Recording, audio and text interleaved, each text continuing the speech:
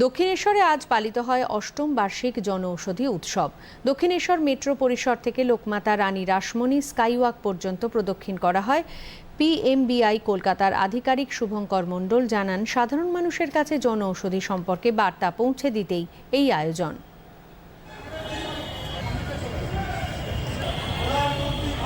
আমাদের বার্ষিক জনৌষধি উৎসব হয়, যেটা হয় 1 মার্চ থেকে 7 মার্চ।